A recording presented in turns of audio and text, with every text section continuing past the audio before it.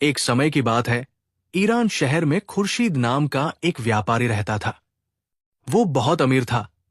उसका व्यापार रोम, असम, रूस, बर्मा जैसे देशों में होता था। वो हर तरह की चीजें एक देश से दूसरे देश भेजता था। उस व्यापारी को भगवान ने एक बेटा और एक बेटी दी थी। बेटे की उम्र 5 साल और बेटी की उम्र 3 साल थी। भगवान की लीला अनोखी है। वो राजा को भिखारी और भिखारी को राजा बना देते हैं। जब इंसान का बुरा समय आता है तो सोना छूने से मिट्टी हो जाता है। एक दिन व्यापारी खुर्शीद अपने घर में बैठा था कि उसे खबर मिली कि उसका जहाज डूब गया है और उसके सारे कर्मचारी भी डूब गए हैं। ये खबर सुनकर उसे बहुत दुख हुआ, लेकिन उसने धैर्य रखा। कुछ दिनों बाद उसने 40 नए जहाज बनवाकर बर्मा देश भेजे और खुद घर पर ही रहा। थोड़े ही दिनों बाद खबर मिली कि वे जहाज भी डूब गए। ये खबर मिलते ही व्यापारी खुर्शीद को बहुत दुख हुआ। वो अपना सिर पीटने लगा। उसका सारा धन चला गया, यहां तक कि वो बिल्कुल गरीब हो गया। एक समय खाता तो दूसरे समय भूखा रहता। उसके दोस्त, रिश्तेदार और संबंधी भी उसकी खराब हालत देखकर मुंह फेर गए। जब कोई उपाय काम नहीं आया तो वो भीख मांगने लगा। जो भीख मिलती उसे खुद खाता और बच्चों को खिलाता और भगवान का शुक्र अदा करता। इस तरह कुछ दिन बीत गए। एक दिन भीख मांगकर शाम को घर आया तो उसका दिल बहुत दुखी हुआ। वो अपनी पत्नी से कहने लगा, भगवान ने क्या दिन दिखाए हैं। दिन भर भीख मांगना पड़ता है और पेट भरना भी मुश्किल हो रहा है। पति की बात सुनकर पत्नी ने कहा, अगर आप मेरी बात मान ले तो मैं कहूं, अगर भगवान ने चाहा तो हालात फिर से अच्छे हो जाएंगे। पत्नी ने कहा, आप जो कुछ शहर से मांग कर लाते हैं उसमें से थोड़ा थोड़ा करके रोजाना जमा कीजिए, फिर मैं कोई उपाय बताऊंगी। व्यापारी ने उसकी बात मान ली और जो मांग कर लाता उसमें से कुछ काट कर जमा करता गया। कुछ दिनों बाद उसने मुश्किल से उस समय के हिसाब से रुपए जमा कर लिए। पत्नी ने कहा, अब इन 2 रुपयों के श्रृंगार का सामान ला दो। व्यापारी वो सामान ले आया। वो अपने दरवाजे पर श्रृंगार की दुकान लगाकर बैठ गई। व्यापारी भीख मांगने चला गया। वो रोजाना भीख मांग कर लाता, उसी से किसी तरह गुजारा करता और पत्नी जो कुछ सामान बेचती उससे पूंजी में इजाफा करती। इस तरह कुछ दिनों में कुछ धन जमा किया तो उसने अपने पति से कहा, अब आप भीख मांगना छोड़ दें और बाजार में कोई दुकान किराए पर लेकर उसे चला ले। अगर भगवान चाहेगा तो कुछ मुनाफा होगा और मुसीबत के दिन खत्म हो जाएंगे। ये सुनकर व्यापारी फौरन भगवान का नाम लेकर बाजार गया और किराए पर एक दुकान लेकर खोल दी। कुछ दिनों में भगवान की मेहरबानी हुई कि उसका कारोबार बहुत बढ़ गया और अब बाजार के तमाम दुकानदार उससे माल लेकर बेचने लगे। उसका कारोबार फिर पहले की तरह हो गया और उसी तरह वो कारोबार फिर रोम, मिस्र और बर्मा आदि देशों से होने लगा और फिर तमाम देशों में उसका नाम मशहूर हो गया। उसने ईरान में ऐसा मकान बनवाया कि बादशाह का महल भी शर्मा जाता और एक मुसाफिरखाना ऐसा बनवाया कि 3 दिन बिना पैसे के यहां रहें और खाए पिए। उसने कई मदरसे बनवाकर अच्छे अच्छे विद्वानों को रखा ताकि शिक्षा दें। अपने बेटे और बेटी को शिक्षा देने के लिए एक शिक्षक रखा। कुछ दिनों में बेटा और बेटी पढ़ लिख कर होशियार हो गए। बेटे का नाम जानिसार और बेटी का नाम मेहर अफरोज था। मेहर अफरोज क्या थी? चांद का टुकड़ा जो देखता वही तारीफ करता। मेहर अफरोज थी तो कम उम्र, मगर उसका दिल हरदम भगवान की तरफ लगा रहता था। वो हर वक्त नमाज, रोजा और कुरान शरीफ पढ़ने में लगी रहती थी। मेहर अफरोज को देखकर उसका शिक्षक सोचता कि ये परी जैसी लड़की ना जाने किसके हाथ लगेगी। भगवान दिल का अरमान पूरा कर दे। एक दिन उसने सोचा कि इस व्यापारी को किसी तरह से दूसरे देश घूमने के लिए भेज दिया जाए और फिर मेहर अफरोज के साथ ऐशो-इशरत की जाए। कुछ दिन बीते तो शिक्षक ने व्यापारी से कहा, आपके लड़के पढ़ लिख कर होशियार हो गए हैं, लिहाजा अब आप उसे देश देश जहाजों पर व्यापार के काम में लगाएं। हर बादशाह, अमीर से मिलाएं और व्यापार के तरीके सिखा दे।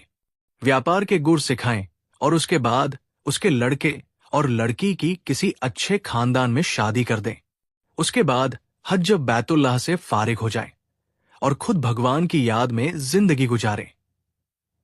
व्यापारी ने सोचा कि मौलवी साहब ने बहुत अच्छी बातें की है, लिहाजा जानिसार को व्यापार का काम जरूर सिखा देना चाहिए।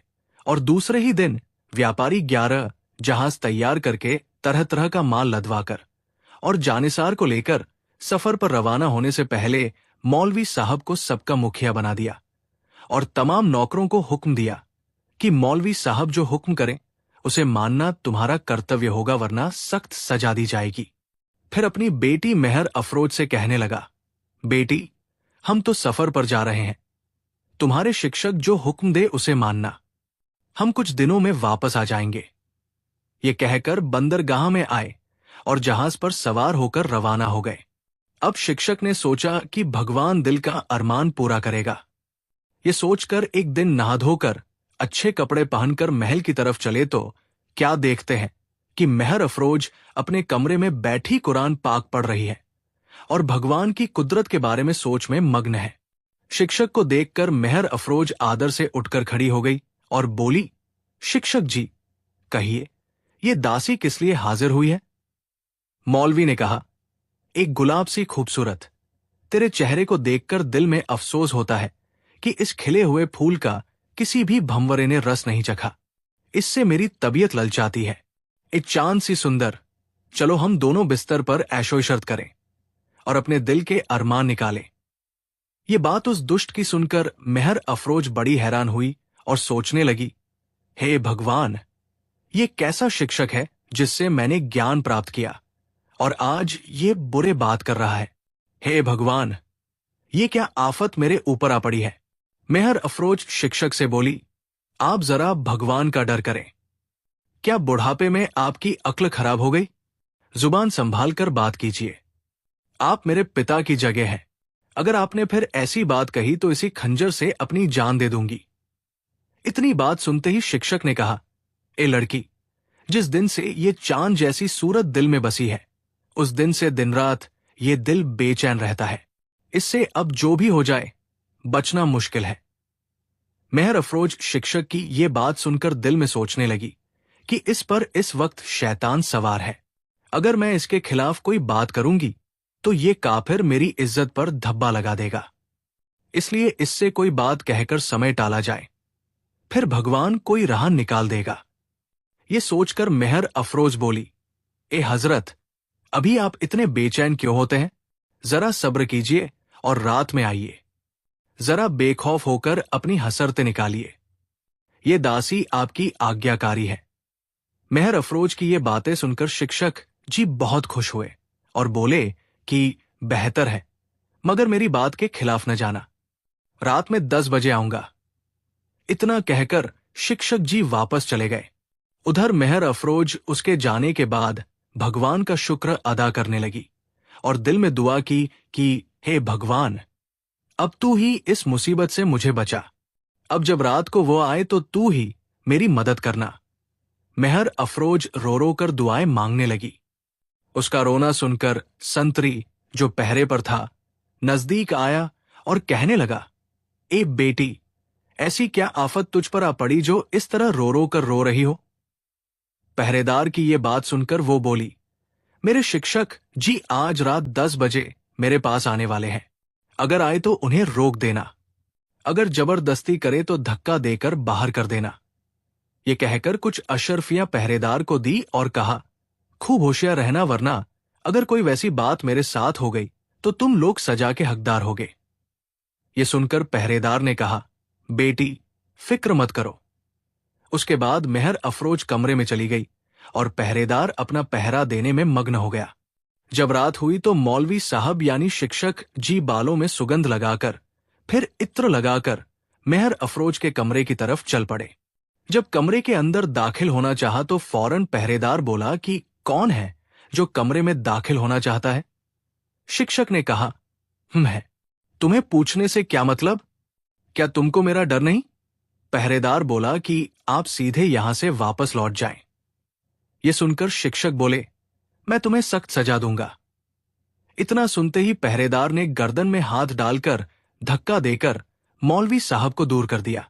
इस बेइज्जती के बाद शिक्षक जी अपने घर आ गए और दिल में बोले कि ये सारी हरकत मेहर अफरोज की ही है, अब मैं उसे मजा चखाऊंगा। उसके बाद शिक्षक ने व्यापारी खुर्शीद को एक खत लिखा। मालिक मेहरबान जनाब खुर्शीद, आदाब। मैं ये कहना चाहता हूं कि जब से आप चले गए हैं तब से आपकी खैरियत का चाहने वाला हूं। अन्य हाल यह है कि आपने मुझे रखवाला नियुक्त किया था। आपके हुक्म के मुताबिक आज्ञा का पालन कर रहा हूं। एक बात का इस आज्ञाकारी के दिल में जरा शक है, लेकिन गुस्से में लिहाज होता है। वो ये कि मेहर अफरोज का दिल भोग विलास की तरफ झुका है। उसने शर्मोहया को ताक पर रखकर एक प्रेमी के साथ मेल मुलाकातों का जाम पी रही है। केवल आपका आज्ञाकारी। इसके बाद मौलवी साहब ने खत एक दूत को देकर कहा कि इसे व्यापारी के पास ले जाओ। दूत खत लेकर मंजिल दर मंजिल तय करता हुआ व्यापारी के पास पहुंचा और अभिवादन के बाद खत उसे दे दिया। व्यापारी ने खत पढ़ा और अपनी पत्नी और बेटे को सुनाया और गुस्से में आग बबूला होकर बोला कि मेरी बेटी ने मुझे नीचा दिखाया, मेरी इज्जत मिट्टी में मिला दी।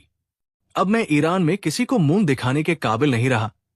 इसके बाद बेटे से बोला, तुम फौरन जाओ और मेहर अफरोज का सिर कलम करके उसके खून में अपना रुमाल डुबोकर मेरे पास लाओ, तभी मुझे चैन आएगा। ये सुनकर मेहर अफरोज का भाई जानिसार फौरन चल पड़ा और 5 दिनों में ईरान जा पहुंचा। उस वक्त रात के 12 बजे थे। उसने सोचा कि पहले छुपकर देखा जाए कि मेहर अफरोज इस वक्त किस काम में व्यस्त है। ये सोचकर धीरे धीरे मकान में पहुंचा। उस वक्त पहरेदार सो रहे थे। फिर तलवार म्यान से निकालकर मेहर अफरोज के कमरे की तरफ बढ़ गया। जब करीब पहुंचा तो देखा कि वो कमरे में बैठी कुरान शरीफ पढ़ रही है।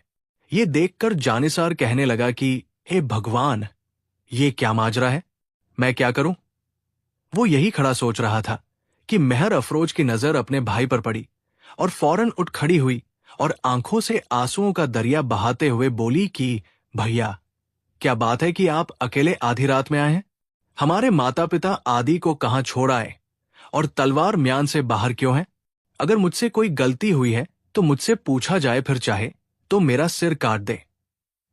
इतनी बात सुनकर जानिसार ने तलवार म्यान में रख ली और सोचने लगा कि बहन को किस आरोप में मारूं। उसके बाद जानिसार महल से बाहर आया और कहारों से कहकर कि जब मुर्गा बांग दे तो तुम लोग पालकी लेकर रवाना हो जाना। उसके बाद जानिसार महल में आया और जब एक पहर रात बाकी रह गई तो कहार पालकी लेकर पहुंचे। जानिसार ने अपनी बहन मेहर अफरोज को पालकी में सवार किया और खुद घोड़े पर बैठकर पालकी के साथ रवाना हुआ। इतनी तेजी से ये लोग चले कि ईरान की सरहद छोड़कर सुबह होने से पहले एक सुनसान जंगल में जा पहुंचे, जहां इंसान का बिल्कुल गुजारा नहीं था। हर तरफ वीरान ही वीरान। जिधर नजर उठाओ उधर भालू शेर ही नजर आते। कहारों ने यही पालकी रोक दी। उसके बाद जानिसार ने कहारों को इनाम देकर वहां से रुखसत कर दिया और ताकीद की कि ये बात किसी से मत कहना। कहारों के जाने के बाद जानिसार ने एक हिरण मारकर उसके खून में अपने रुमाल को डुबोया और अपने पिता के पास जा पहुंचा और खून से भरा हुआ रुमाल पिता को पेश किया और उसे बताया कि मैंने बहन को मार दिया है। खून भरा रुमाल देखकर व्यापारी संतुष्ट हो गया कि मुसीबत टल गई। उसके बाद अपनी पत्नी से कहा कि अब हम लोगों को अपने वतन वापस चलना चाहिए। उसके बाद जहाज पर सामान लदवाया और ईरान रवाना हो गया।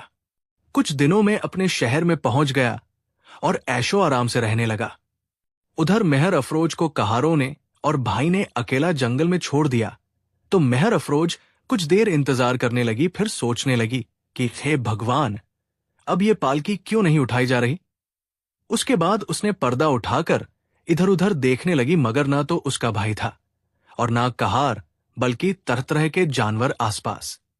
ये देखकर बेचारी मेहर अफरोज रोने लगी और सोचने लगी कि हो ना हो, ये सारी हरकत मेरे शिक्षक की है। उसी ने मेरे भाई को बहकाया है। और भगवान से फरियाद करने लगी कि हे भगवान, अब तू ही इन आफतों से मुझे बचा। मेहर अफरोज दुआएं करती और रोती जाती। उसका रोना देखकर जंगली जानवर भी रोने लगे। गरज उसने धैर्य से काम लिया और जंगल के फल फूल खाकर दिन गुजारने लगी। इसी तरह 5 साल बीत गए। बदन के कपड़े के चिथड़े हो गए। ये हालत देखकर मेहर अफरोज ने दिल में कहा कि हे भगवान, अब तो बदन छुपाने को भी कुछ न रहा। हे भगवान, अब इस जिंदगी से मौत बेहतर है। उसके बाद एक पेड़ के ऊपर जाकर बैठ गई तो क्या देखती है कि एक जवान हाथ में तीरकमान लिए उस तरफ चला रहा है, मगर काफी दूरी पर है। उसे देखकर भगवान का शुक्र अदा किया कि आज एक इंसान तो दिखाई दिया। इतने में वो नौजवान पेड़ के पास आ गया तो देखा कि एक पालकी टूटी फूटी पड़ी है और औरतों के कपड़े फटे पुराने रखे हैं। ये देखकर सोचने लगा कि इस जंगल में ये चीजें कहां से आ गई। मालूम होता है इस पालकी में जो थी उसे जानवरों ने खा लिया। उसके बाद उस जवान ने नजर ऊपर उठाई तो देखा कि पेड़ पर कोई बैठा है, मगर ये ना समझ पाया कि ये इंसान है या जानवर। उसने तीर निकालकर जैसे ही निशाना बांधना शुरू किया कि मेहर अफरोज चिल्लाई, भाई, भगवान के वास्ते रहम करें, मैं कोई जानवर नहीं हूं, एक जमाने की सताई हुई लड़की हूं। यह सुनकर नौजवान ने हाथ रोका और पूछा कि तुम कौन हो, यहां क्यों आई हो? मेहर अफरोज बोली, मैं अपनी कहानी क्या बयान करूं जो कि दर्द से भरी है। जवान ने कहा, अच्छा तो तुम नीचे उतरो। तो वो बोली कि मैं बेपर्दा हूं, किस तरह नीचे आऊं? यह सुनकर जवान ने अपनी चादर ऊपर फेंक दी और बोला, इस चादर को पहनकर नीचे आ जाओ। मेहर अफरोज ने चादर बदन पर ओढ़ी और नीचे उतर आई। जवान ने जो गौर से देखा तो मालूम हुआ कि ये एक निहायत ही हसीन युवती है। उसने पूछा, कौन ऐसा जालिम है जिसने तुम्हें इस सुनसान जगह में लाकर छोड़ दिया? जरा अपना हाल बयान करो, तुम्हारा इस जंगल में किस तरह आना हुआ? मेहर अफरोज बोली कि पहले आप अपना हाल बयान कीजिए। नौजवान ने कहा कि मैं अफगानिस्तान देश के बादशाह का लड़का हूं। मेरे पिता का नाम फिरदौस है और मेरा नाम शहजादा फर्रुख है। मुझे शिकार का शौक है। मैंने अपने पिता से 100 जवान साथ लेकर निकला। दिन भर शिकार करता और रात को अपने आदमियों के साथ एक जगह आराम करता। सुबह होते डेरा उखाड़कर दूसरी तरफ चला जाता। एक दिन की बात है कि एक खूबसूरत हिरन दिखाई दिया। मैंने उस हिरन के पीछे अपने घोड़े दौड़ाए, मगर हिरन तेजी से भाग निकली। मैं भी उसके पीछे भागता गया, मगर हिरन नजरों से ओझल हो गई। तो मजबूरन हम लोग अपने खेमे की तरफ चल पड़े, मगर रात हो चुकी थी, इसलिए रास्ते का सही अंदाजा नहीं मिला। यहां तक कि रात बीत गई, मगर खेमे का पता नहीं चला। सुबह हो जाने के बाद मेरे सिपाही सब खेमे की तलाश में निकल पड़े और उन लोगों के जाने के बाद मैं भी भटकते भटकते इधर आ गया और आज 5 साल से ये मुसीबत झेल रहा हूं। मेहर अफरोज बोली, सुभान अल्लाह, आप बेगुनाह हैं, इस दासी से गलती हुई तो माफ कीजिएगा। शहजादा बोला कि एक गुलाब सी सुंदर इस छोटे से को अपना गुलाम जानो। मैं आपके इस चांद जैसे माथे को देखकर बेचैन हो रहा हूं। मेहर अफरोज बोली, मैं भी अपने दिल में यही हालत पा रही हूं, लेकिन अब इस सुनसान जगह से हम लोग निकल चले, फिर हम लोग आपस में निकाह कर लेंगे। यह सुनकर शहजादा बोला कि तुम्हारा कहना दुरुस्त है, चलो अब रास्ता तलाश करें। और वो दोनों चल पड़े। इस तरह चलते चलते एक दिन अपने लश्कर में शहजादा पहुंच गया। शहजादे को देखकर तमाम लोग खुश हुए। कुछ देर आराम करने के बाद शहजादा तमाम सिपाहियों को लेकर अपने शहर की तरफ चल दिया। जंगल में चलते चलते शहजादा उस जगह जा पहुंचा जहां उसने हिरण का पीछा किया था। शहजादा उस जगह पहुंचकर खुश हुआ कि अब अपने शहर के करीब पहुंच गया है। उस जगह उन लोगों ने डेरा डाला और भगवान का शुक्र अदा किया और खा पी लेने के बाद ये लोग फिर आगे बढ़े। जब शहजादा अपने शहर में दाखिल हुआ तो वहां के लोग उसे देखकर खुशी से झूम उठे कि 5 साल बाद शहजादा आखिर घर पहुंच गया है। ये खबर सुनकर बादशाह महल से बाहर आया और बेटे को देखकर गले लगाया और फिर महल में लेकर आया तो शहजादे की मां बेटे का चुंबन लेने लगी। उसके बाद बहुत सी खुशियां मनाई गई। शहजादे की मां ने मेहर अफरोज को देखा तो बोली, बेटा, ये चांद सी सुंदर लड़की कहां से मिल गई? ये कौन है? मां की बात सुनकर शहजादा बोला, मां, ये लड़की मुझे सुनसान जंगल में मिली है और मुझे ये बहुत पसंद है। लिहाजा आप इसके साथ ही मेरी शादी कर दीजिए। अगर शादी ना हुई तो मेरा आराम और सुकून हराम हो जाएगा। मां ने ये बात बादशाह से कही तो बादशाह को नागवार गुजरा और शहजादे को बुलाकर कहा कि बेटा, जरा होश करो। जिस लड़की को तुम जंगल सुनसान जगह से उठाकर लाए हो, ना जाने कौन है, जिन्न है, परी है या कुछ और। ना जाने कौन है। शादी के बाद तुमको ये कहां उड़ा ले जाए और फिर तेरी मां और मैं दोनों रो रो कर जान दे देंगे, तो क्या तुम ये पसंद करोगे? तुम्हारी शादी किसी बादशाह की लड़की से कर दी जाएगी। तुम एक बादशाह के लड़के हो। अगर ये बात दूसरे बादशाहों को मालूम हुई तो हम लोगों को शर्मिंदगी उठानी पड़ेगी।